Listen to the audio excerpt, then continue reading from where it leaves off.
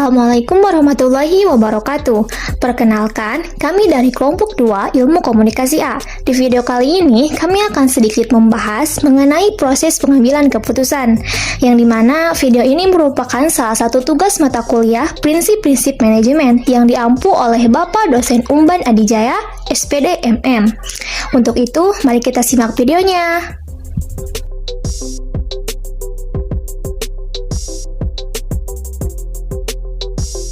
Pengambilan keputusan merupakan sebuah proses membuat pilihan dari sejumlah alternatif untuk mencapai hasil yang diinginkan, bukan hanya sekedar tindakan sederhana untuk memilih di antara alternatif yang ada.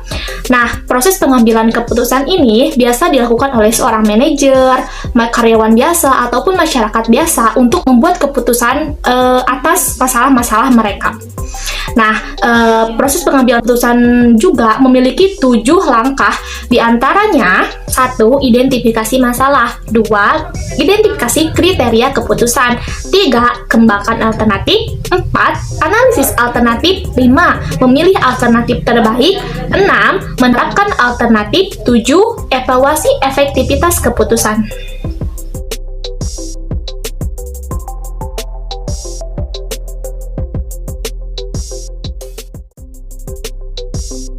Pendekatan pembuatan keputusan, meskipun setiap orang dalam organisasi membuat keputusan, pengambilan keputusan adalah inti yang sangat penting bagi seorang manajer. Itulah mengapa manajer ketika mereka merencanakan, mengatur, memimpin, dan mengendalikan disebut pembuatan keputusan.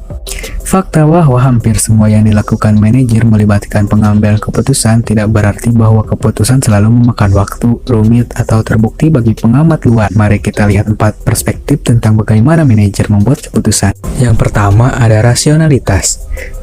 Asumsi rasionalitas, pengambilan keputusan yang rasional akan sepenuhnya objektif dan logis. Masalah yang dihadapi akan menjadi lebih jelas dan tidak ambigu. Dan pembuatan keputusan akan memiliki tujuan yang jelas dan spesifik, serta mengetahui semua kemungkinan, alternatif, dan konsekuensi.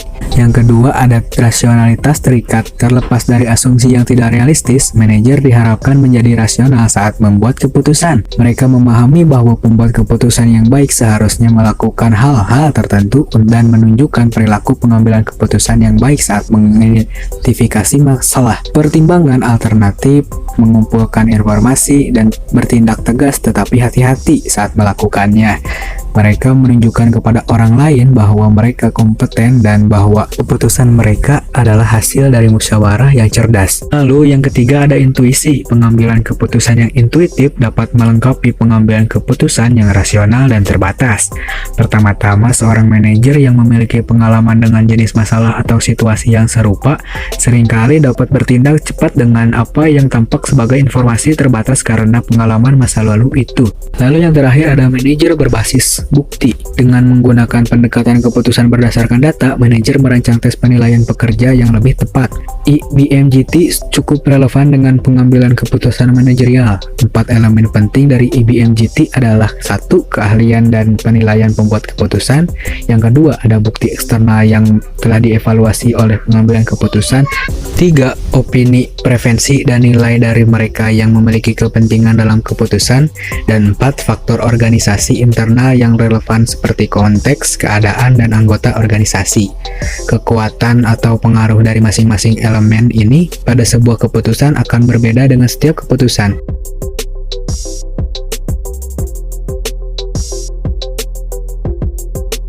Keputusan adalah pengakhiran daripada proses pemikiran tentang apa yang dianggap sebagai masalah. Keputusan juga dituju dengan menjatuhkan pilihan pada salah satu alternatif pemecahannya. Keputusan juga bersifatnya itu fleksibel. Juga keputusan itu ada jenis-jenisnya, dan jenis-jenisnya itu ada 3, yaitu keputusan strategis adalah keputusan untuk menjawab tantangan dan perubahan lingkungan dan biasanya bersifat jangka panjang. Dan keputusan administratif adalah keputusan yang berkaitan dengan pengelolaan sumber daya yang bersifatnya itu cenderungnya itu jangka pendek. Dan yang terakhir ada keputusan operasional. Keputusan operasional adalah keputusan yang berkaitan dengan kehidupan sehari-hari. Keputusan ini tuh biasanya diputuskan tanpa meminta pendapat terlebih dahulu, jadi diputuskan langsung aja begitu.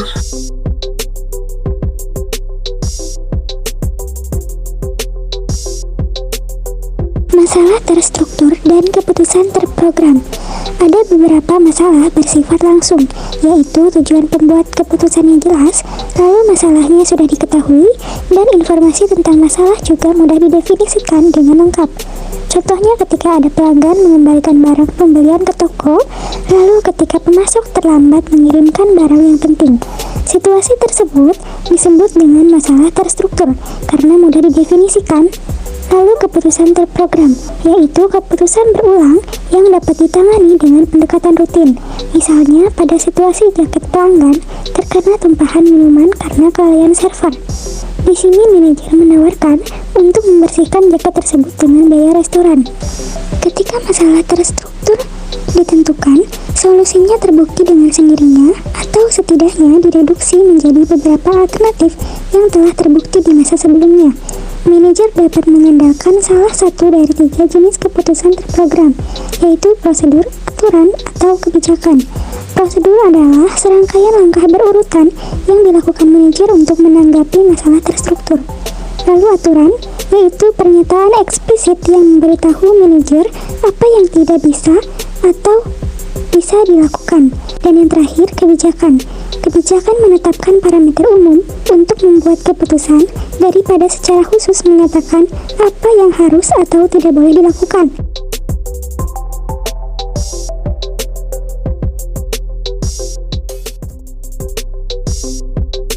Masalah yang tidak terstruktur yaitu masalah tanpa sebab yang jelas, tanpa informasi sama sekali, masalah kompleks yang belum pernah terjadi sebelumnya hingga pada akhirnya diselesaikan dengan cara-cara baru.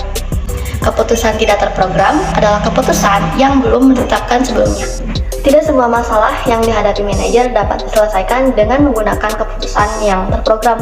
Banyak situasi organisasi melibatkan masalah yang tidak terstruktur adalah baru atau tidak biasa, yang informasinya ambigu atau tidak lengkap. Ketika masalah tidak terstruktur, manajer harus mengandalkan pengambilan keputusan yang tidak terprogram untuk mengembangkan solusi unik. Keputusan yang tidak terprogram bersifat unik dan tidak berulang serta melibatkan solusi yang dibuat khusus.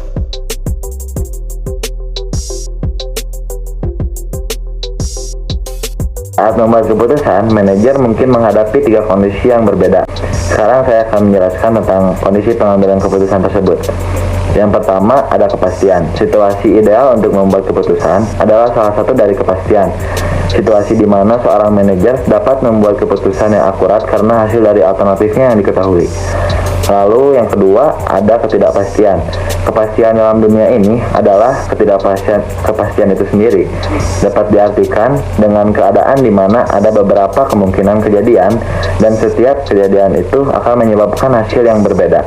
Tetapi tingkat probabilitas atau kemungkinan kejadian itu sendiri dapat diketahui secara kuantitatif. Maka dari situlah munculnya risiko. Risiko bisa didefinisikan juga sebagai kejadian yang merugikan. Mereka hanya menempatkan kemungkinan terhadap keputusan. Makanya itu risiko muncul karena adanya kondisi ketidakpastian. Pada bias dan kesalahan dalam pengambilan keputusan. Saat manajer membuat keputusan, mereka mungkin menggunakan aturan praktis untuk menyederhanakan pengambilan keputusan mereka. Bias gratifikasi langsung menggambarkan para pembuat keputusan yang cenderung menginginkan imbalan dan menghindari biaya langsung.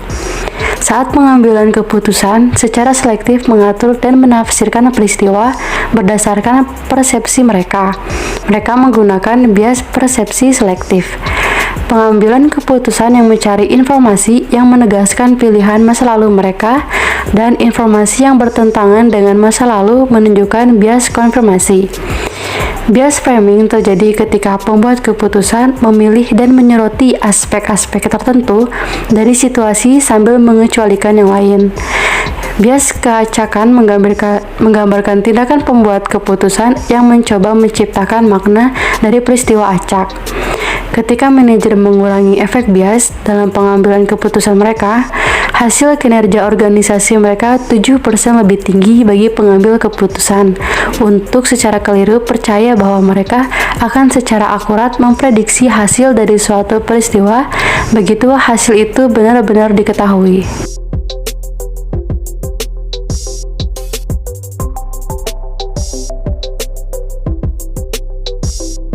Berikut adalah beberapa pedoman tambahan untuk membantu Anda menjadi pembuat keputusan yang baik. Yang pertama, pahami perbedaan kebudayaan, dikarenakan kita memiliki banyak ragam budaya. Dan yang kedua, kita harus menciptakan standar pengambilan keputusan yang baik. Karena dalam keputusan yang baik, kita harus memiliki standar yang tinggi juga. Tapi minimal mungkin keputusan yang kita pilih itu dapat diterima oleh semua orang. Yang ketiga, kita harus mengetahui kapan kita harus berhenti. Yang keempat, gunakan proses pengambilan keputusan yang efektif untuk mencegah terjadinya membuang-buang waktu, dikarenakan itu akan mengganggu proses bekerja kita. Para ahli mengatakan proses pengambilan keputusan yang efektif memiliki 6 karakteristik. Yang pertama, berfokus pada apa yang penting. Yang kedua, logis dan konsisten. Logis dan konsisten yang artinya pemikiran harus sesuai logika. Yang ketiga, mengakui pemikiran subjektif dan objektif serta memadukan pemikiran analisis dengan intuisi. Yang keempat, hanya membutuhkan informasi dan analisis sebanyak yang diperlukan untuk menyelesaikan dilema tertentu. Yang kelima, mendorong dan memandu pengumpulan informasi yang relevan dan opini yang diinformasikan. Dan yang terakhir, lugas, andal, mudah digunakan, dan fleksibel. Kembangkan kemampuan kita untuk berpikir jernih sehingga kita dapat membuat pilihan yang lebih baik di tempat kerja dan dalam hidup kita. Membuat keputusan yang baik tidak datang secara alami. Kita harus mengusahakannya. Nah, itulah beberapa penjelasan mengenai proses pengambilan keputusan. Semoga videonya bermanfaat ya teman-teman. Mohon maaf jika ada kesalahan karena kami juga sedang belajar. Maka dari itu, kami kelompok 2 mengucapkan terima kasih dan sampai jumpa. Dadah!